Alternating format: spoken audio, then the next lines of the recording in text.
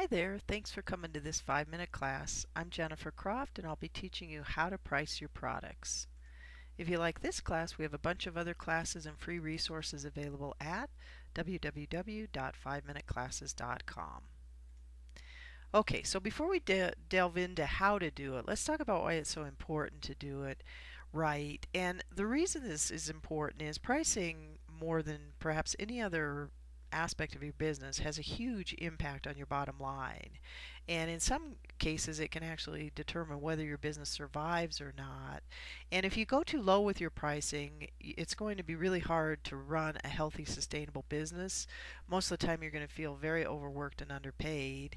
And if you go too high, on the other hand, you're going to have more trouble getting customers or clients. So you need to get it right from the beginning, more or less. It's hard to adjust pricing later, in part because if you have a price increase in particular, it's going to make people go back and think about the amount of the whole purchase, not just the increase. So we don't want to give our customers or clients that opportunity too often. So again, getting it right the first time will be, or roughly right the first time, will be really helpful. So within pricing, we're trying to find the sweet spot. And that sweet spot lies somewhere between the floor and the ceiling.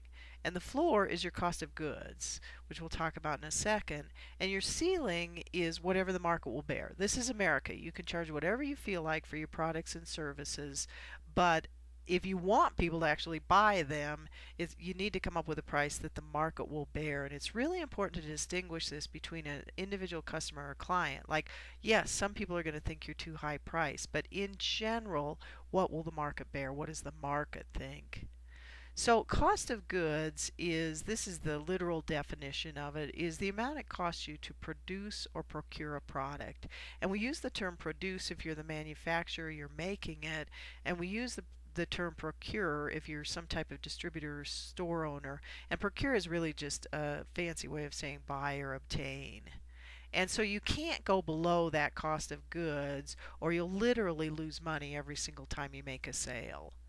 So how do you calculate your cost of goods? For manufacturers, it'll be labor plus materials and shipping, if you need to pay shipping on those materials that come in. And if you're a distributor or store owner, the cost of goods is pretty simple. It's the cost of the product, it's what you paid to actually buy the product, and you'll want to tack on shipping into that category also if the manufacturer or vendor is charging you for shipping. So let's go over, just so we're clear on all of this, three different definitions. So sales is the amount you sell the product for. Cost of goods is the amount that it costs you to buy it or make it. And gross profit is the amount that you have left over after cost of goods. So in this example I'm bringing up here, we have a $10 sale, $4 cost of goods, leaving us with $6 of gross profit. So when it comes to pricing products, here are just some different ways you can approach it, which is you can price by the individual product, you can price by a package or a bundle of products, and even if you do this, you can always go back later and unbundle them, allow people to buy just one or more of the items. And you can also apply a certain markup to all products. And what this means is that you use a mathematical formula. And so you take, for example, your product and you multiply it times 2. So if it costs you $10, you'll charge 20. Or if it costs you $30, you'll charge 60 for it. So that's how you use markup.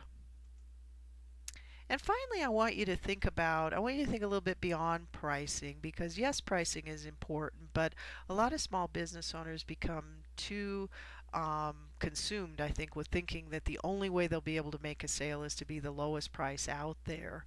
And instead of focusing exclusively on price, I think you could also think about some things that you offer that your competitors might not offer, that makes your price justified in the eyes of your potential customers or clients. So here are some great next steps you can take that relate to this class. And we also have some worksheets you can use and a free newsletter that you can sign up if you'd like to keep learning more about how to run a small business. So thanks for coming to this class and best of luck with your business.